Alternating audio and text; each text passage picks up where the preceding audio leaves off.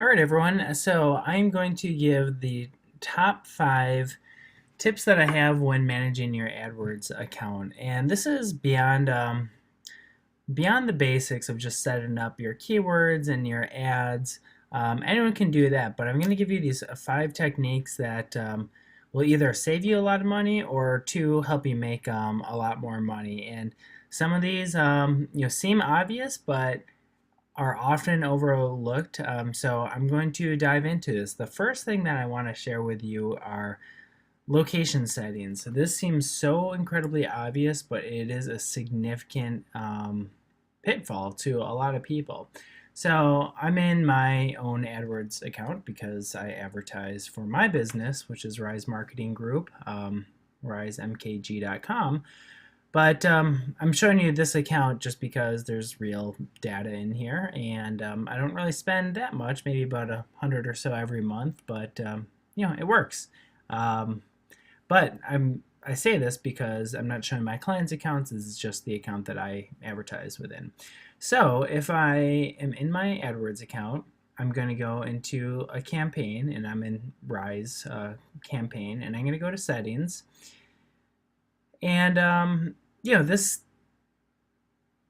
you see locations right here, and it seems very straightforward. It's like, okay, I'm going to target anyone in the US. Awesome, cool. But here's the trick: go to location options.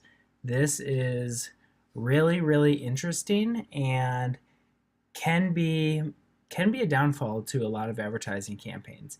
Even though this line right here saying this is recommended people in or who show interest in your target locations, absolutely do not click that. It says it's recommended, but in my experience, and especially working for Google for 4 years, it's not recommended. Instead, check people in your targeted locations. Now, let me break this down. What this means is people in or who show interest in your targeted locations. This means that if someone showed an interest in the United States, so for example, let's say if someone is in Berlin and they're thinking about visiting in the United States, maybe taking a trip to New York City.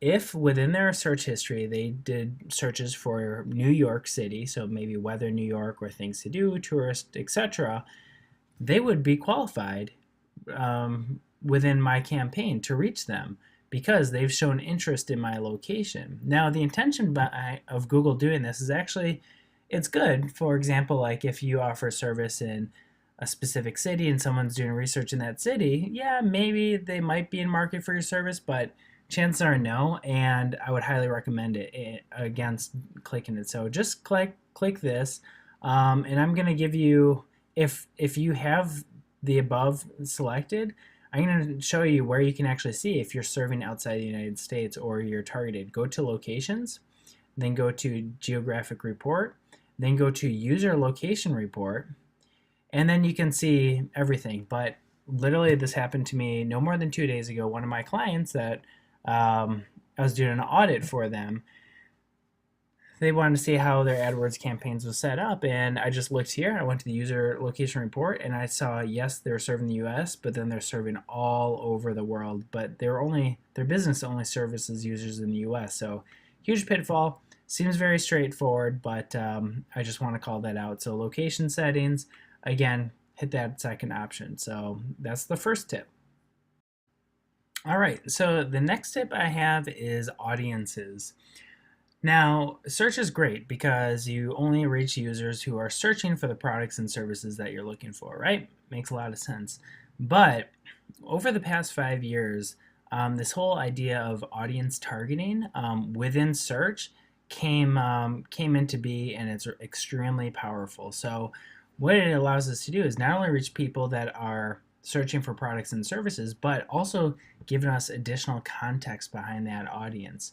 So, for example, were they at my previous site? Are they a past customer, or does Google have information about them based off of past search history or just what they're looking at online? And if we add these audiences to our search campaigns, we can see some significant increase in performance. And I'm going to show you how you can do that, and then how you can review the data and then act upon it. So I'm just going to click one of my campaigns.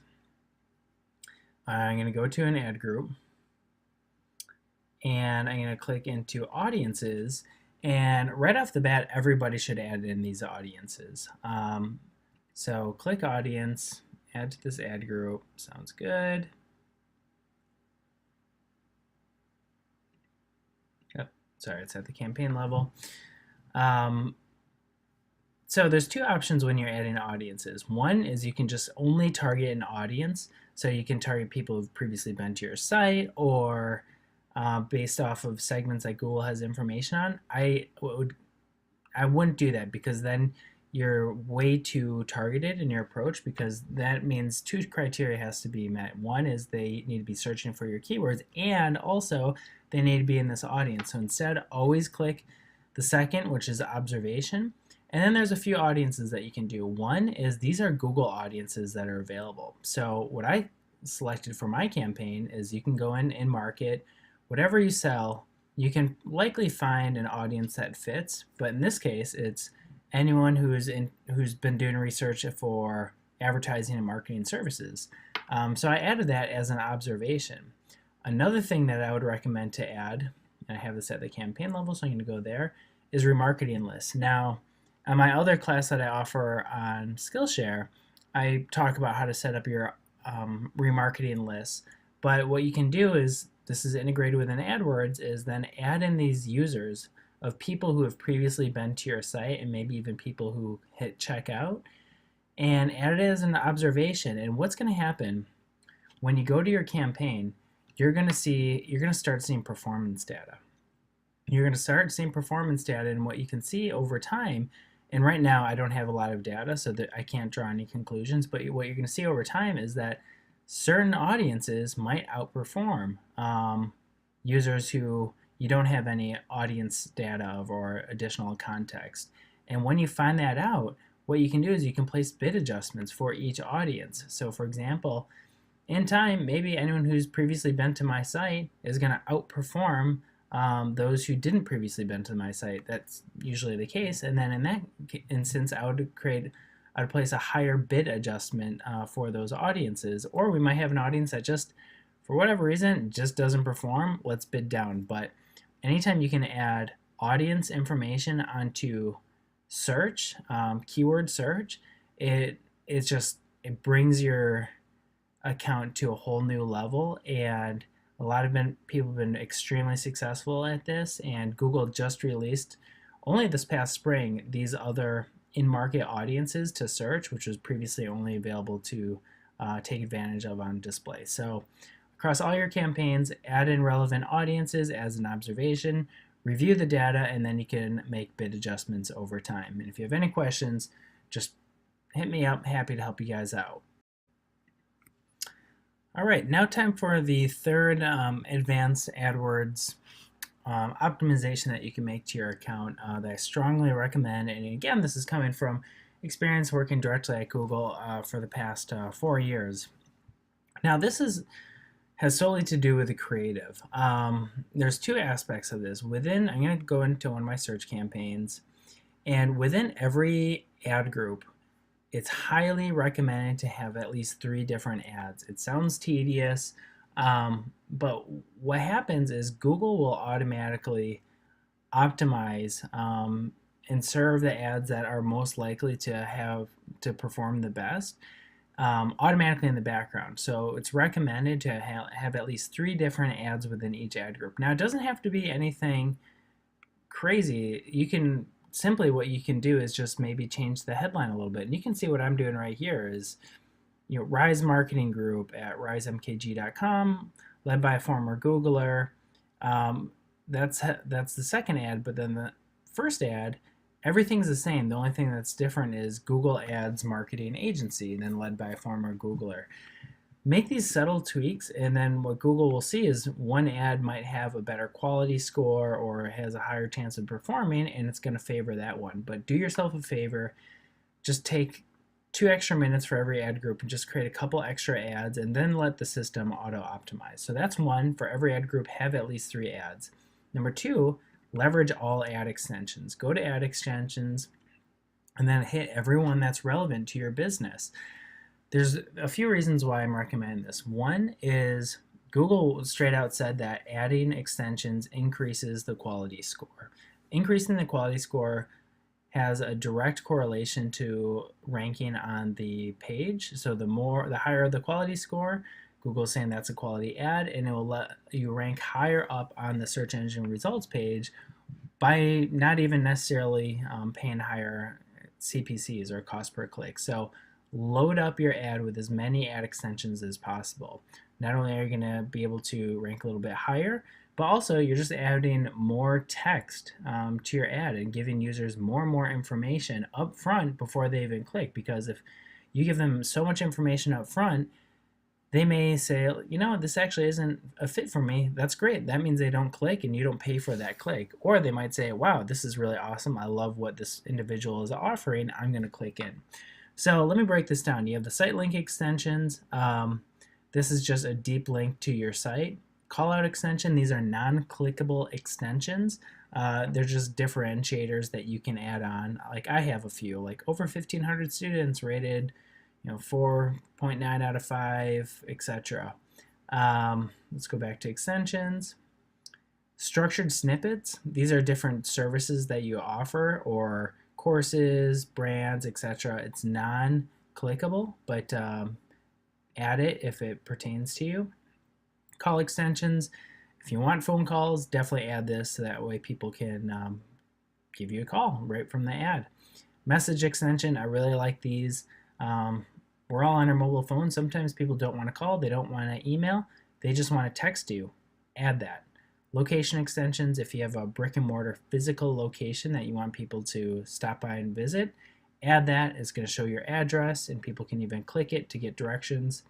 Affiliate location extensions, this is only relevant for manufacturers. For manufacturers out there that are listening, what you can do is then have a location extension, but to big box retailers that sell your products, such as Target and Best Buy. But I imagine for the most of you out there, this probably isn't that relevant. Price extensions, you can list your pricing structure up front. App extension, if you have an app, include it. And then promotion extension, if you have a promotion, whether that be $50 off or 10% off, whatever that might be, add it. But bottom line, just load up your ads with as many ad extensions as possible, because again, it's going to have your ads set apart from the rest. You're going to give users way more information than they would have otherwise received to understand if they should be clicking to your site or not, because if it's not relevant for them, you don't want them to click. You don't want to pay for that. And then third, you're gonna rank higher, and Google's going to reward you for that. So that is the third opportunity. Make sure you have 3 ads per ad group, and then load up your ad groups, your ad groups with all relevant extensions. The next tip that I want to share with you guys is device segmentation. Now, a lot of marketers will go into their account and be like, okay, how am I performing, and add in a few columns like conversions, and you see your investment, and be like, okay, and the average cost per click, and you're like, all right, on average, is this campaign doing well? Depending on the business outcome, you can make that decision, and then if it's working well, you increase it. If it's not, you pull back a little bit. What's often overlooked is the performance by device. Your performance by device is going to vary significantly. Mobile is oftentimes a research tool. People may not take action on their mobile device, but instead they'll do research, find your business, and then convert on a desktop. But that's not always the case. But what I always recommend, once you have data, hit segment, and this is the campaign view, by device. Add in a few meaningful columns such as conversions, cost, and then what you can see is the performance by device. And take a look at this right here. You see for Rise Marketing Group, computers has a relatively low click-through rate. Mobile, the click-through rate is very high. Mobile has cheaper cost per clicks. Most of my money was spent on mobile, but then I also drove all the conversions that I had, which were leads to my site. So in this case, mobile did really well.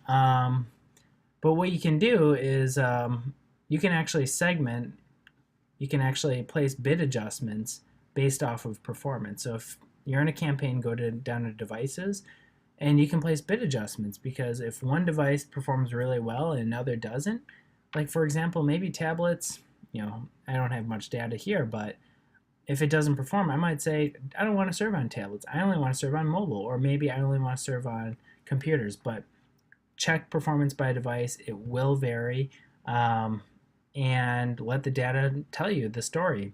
If all three devices work equally, great, but chances are you're going to have one that outperforms the other. Focus on the top performing devices.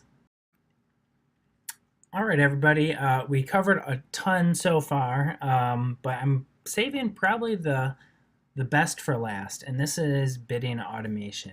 And what I'm going to get into is what our bidding strategy is. Now, currently, most marketers bid manually. So if they go down to the keywords, they'll have, a certain cost per clicks that they want to achieve, whether it's $1, $3, $10, whatever, and they bid manually. Now, that is certainly the way of the past. Google is by far the leader in automated bidding, and Google has amazing tools where you can have the system automatically bid for you to achieve the best business outcome for you. And I've tested automated bidding when I was at Google for very large nationwide clients that had full-scale marketing teams just in AdWords manually bidding day in and day out. And what we found is that Google's bidding machines, outperformed manual bidding even by a team of marketers, because Google has so much more context behind the user performance based off of where the user is in the States, the time of day, the day of week, what device that they're on, what browser, if they're on a Wi-Fi connection or is it a cellular connection. All these variables have a significant impact on performance, and Google understands that. So by leveraging Google's automated bidding options, you can take advantage of that. So if I'm in a campaign, I'm going to break down a few ways on how you can do this. So if I'm going to an ad group, and then I'm going to go into settings. Oh, actually, sorry. Go to the campaign. Got ahead of myself there. Go to bidding. And then there's a few opportunities. One is if you're just starting out, and this campaign is actually relatively new, and I don't have much conversion data rolling in yet, my recommendation, set it to maximize clicks, and then maybe set a maximum cost per click bid limit. This way the system will just, anytime that there's a pocket of efficiency that other advertisers aren't in the auctions, it will just put your ad in those slots just to get very efficient clicks. However, when you do this, make sure that these keywords the search queries are relevant that you're mapping to, and I'm just going to deviate real quickly by going keywords and then go to search terms, and always review these just to see if you're serving on any negative or on any keywords that aren't relevant, and if you see any that aren't relevant, add in specific keywords. So anyways, going back to bidding, but I say this because within the strategy, Google will insert you in different auctions where other advertisers just may not be present, maybe because they hit their budget or whatever, but as you're serving on in those auctions, just always check the search query report just to make sure that those are very relevant keywords. So getting back to bidding, if you're just starting out, do maximize clicks, set a maximum CPC bid limit, and then always check this. Help increase conversions with enhanced CPC. What this means is Google will take some of its own data to try to serve your ad to people who are more relevant and who have a higher likelihood of conversion. So Google may adjust your cost per click slightly, either up or down, depending on likelihood of purchase or conversion event. So if you're starting out, do that. Now I'm going to hit change bid strategy and go through a few things. Avoid manual CPC. If anything, do enhanced CPC, which is just manual bids, and then by enabling this, Google will adjust your bids slightly based off of expected conversions. But if you're starting off, start off with maximize clicks. Next, only when you have around 15 to 30 conversions in a particular campaign over a 30-day period, then you can really have some fun with automated bidding, and the system will really drive awesome performance. A few options. If you have a cap budget where you, let's say you can only spend $1,000 per month or 500, whatever it might be, hit maximize conversions. What this will do is Google acknowledge that budget limit that you have, like, okay, I understand we can't exceed this budget, but I am going to bid to just maximize and drive as many conversions as possible. Next is if you're not budget constrained, you're like, hey, if Google hits this certain cost per conversion threshold, more is more, just sky's the limit, go target CPA. What this means is you can set a limit for every conversion event. Let's say you want to spend $25 for conversion, Google will hit that and then just open up your budget limits because more is more. Next, target return on ad spend. If you are funneling revenue data into AdWords, you can set a return on ad spend. So maybe it's 200%. So for every dollar you put in, it needs to be double in return. That's probably one of the more sophisticated strategies. A few things that I would not do: target search page location. I don't like it. You should never be bidding based off of position on a page. You should really be bidding towards outcomes like conversion events. Same with target outranking share. This is if you want to outrank a certain domain. Don't even compare yourself against competitors. Compare yourself against business outcomes. So my recommendation: do maximize clicks with enhanced CPC. Once you have at least 15 or 30 conversions, either go to maximize conversions if you have a set budget. If you don't have a set budget and the sky's the limit, enter in your target CPA and go with it. Typically, it will recommend what the target CPA is, and what that should be is probably about your historical cost per conversion that you've been receiving over the past 30 days. But yeah, automation, highly suggest this. If you have any questions, hit me up. While I was at Google, I was actually an automation specialist for the vertical I was in. So I have a ton of knowledge behind it, but the stuff works. So that about wraps up everything. I hope you got a lot of good nuggets out of this, and hope to see this improve your performance. So next, I'm going to talk about remarketing creative. So remarketing is very much a display product, and you're going to serve banner ads to people who have visited your site. Now, I want to share just like a quick recommendation that I highly recommend, and it's called responsive ads to use as a creative. So what I really like about responsive ads, and I'm actually going to show you an example, is these ad formats that Google provides work extremely well because they auto fit within any page across the web, and they're just auto optimized to learn the best performing combinations to work really well. So if you're in an ad group, let's say remarketing, and then I'm going to go to ad formats, these are examples. And this is just an old company that we used to manage advertising for. But in this company is no longer around. It was actually just a fun side project my brother and I did for a little bit. But how it works is you upload a few images. If you have a logo, upload it. You write a headline, short headline, long headline, description, very much like a search ad format, but what it does is it combines all these elements together to an ad format. And it's called responsive ads because, as you can see, based off of the ad slots available within the Google Display Network's 2 million plus network of sites, it will automatically adjust. So for example, there's about 40% of the inventory out there that's only reserved for text-only ads. Now, if you upload just a standard banner ad with text included, you'll be missing out on 40% of the inventory. Additionally, not only does this auto-optimize towards the ad formats that are available to serve on, but additionally, it auto-optimizes against itself of different components and combinations that perform really well. So my recommendation, always do responsive ads for any type of display campaign, especially a marketing campaign, and just upload a bunch of ad assets and let the system just automatically auto-optimize. It makes your job so much easier, and it really puts together some really awesome creative. So this next AdWords optimization tip is the search networks. So I'm going to log in again to one of the campaigns that I'm running right now. And if I go into the settings option of the campaign, you're going to see a few different options available. And right here, like this is absolutely critical. If you click the wrong button, performance is just going to go haywire. So right now, if you have a search campaign, you're going to be in the search network, and then it gives you an option for Google Search Partners. I would say, sure, give it a try.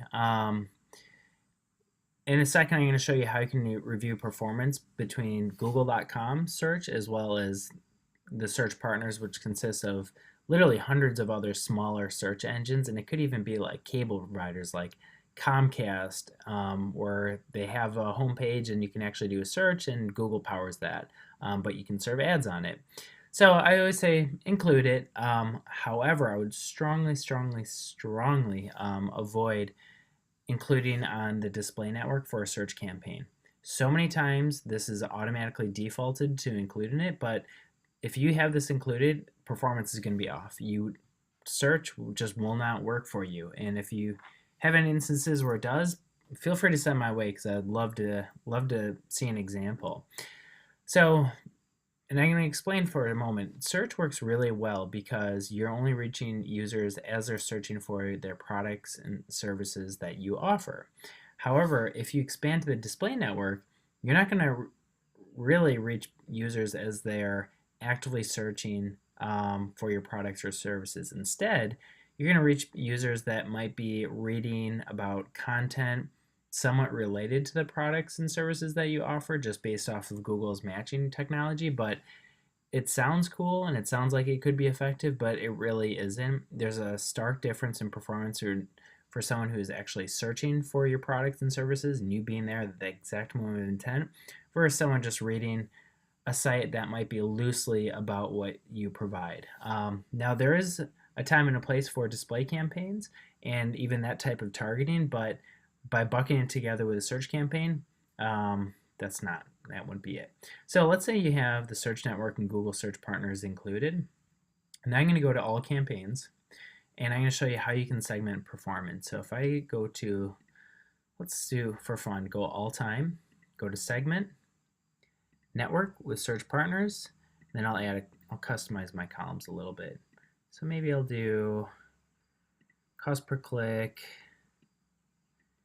And some of these campaigns I had conversion tracking on, some I didn't. But what you can do is you can see how each performs. So for example, this campaign that I ran, this is actually a long time ago, we can see the search partners had very inexpensive CPCs, and that's usually the case. It's usually much lower, but the engagement rate was also much lower.